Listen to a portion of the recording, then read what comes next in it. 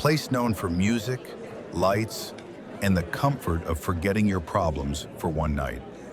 But on a December evening in 2025, a night meant for celebration turned into one of the deadliest nightclub tragedies India has ever seen. Arpora, a crowded nightlife zone, a basement club called Birch by Romeo Lane, a place built for luxury, parties, and weekend escape. But beneath the music, beneath the lights, something else was waiting. Something silent, something fragile, something no one saw coming. It began just after midnight. Inside the basement, the music was loud, the dance floor full, and the kitchen running at full speed to serve a packed crowd. Suddenly, a sound, a blast, a vibration that cut through the music. Some said it felt like a cylinder rupture. Others remember smelling something chemical in the air. Some heard a metallic crack.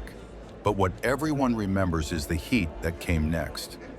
Fire didn't spread slowly, it raced. Hungry, violent, fast enough to swallow an entire room in seconds. People panicked, but panic is not what kills. Design does. The club was in a basement, the exit, narrow, choked, and not built for a panicked crowd. Decorations, palm leaves, cloth, wooden fittings, all flammable. Lights sparked, smoke thickened. People rushed toward a single staircase that wasn't meant for escape, just entry. And in that darkness, in that chaos, 25 lives disappeared. 25. Tourists, workers, young people who came to dance and never walked out again. When the flames died and the smoke settled, the truth surfaced from the ashes.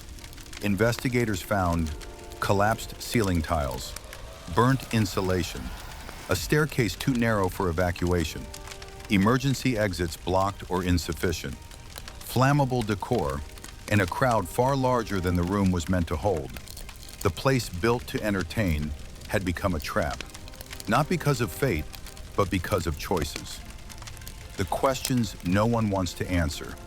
Who allowed a basement club without proper fire escape routes? Why were safety norms ignored? Why was the club allowed to operate despite repeated doubts about compliance? Where were the checks? Where were the audits?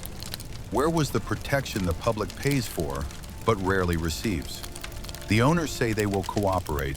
Authorities say they have begun a magisterial inquiry. Police have registered cases for negligence. But families of the victims, they want more than statements. They want accountability. Because the truth hurts more than the fire. This didn't need to happen. This was preventable. This was negligence layered over time, waiting for the right moment to explode. Some survivors described crawling through smoke they couldn't see through. Some recall hearing screams behind them.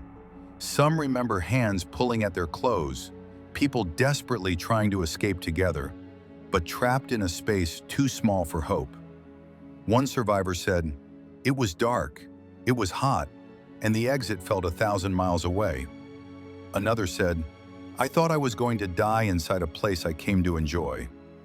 Goa woke up the next morning to a reality it wasn't ready for.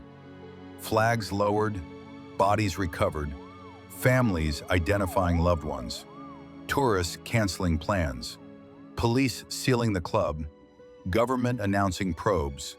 Everyone asking the same question: how could this happen? But the real question is, how was this allowed to happen? Because tragedies like this rarely happen in silence. There are always warnings, always signs, always corners cut, until one day everything catches fire. This wasn't just a blaze, it was a chain reaction of oversight failures, ignored regulations, structural weaknesses, and a city that grew faster than its safety systems. The fire has died, the music has stopped, the lights are gone, but the echoes remain.